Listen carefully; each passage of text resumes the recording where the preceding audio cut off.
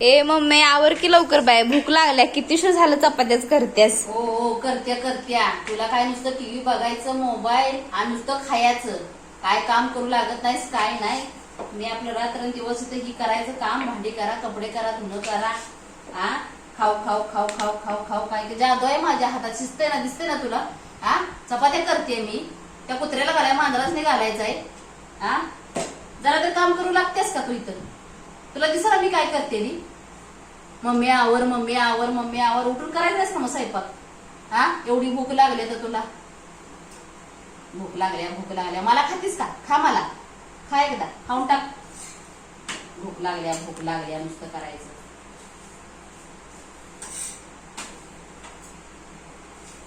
आता लागलं तर लागलं भूक, त्याला काय. मग कर की, येऊन कर.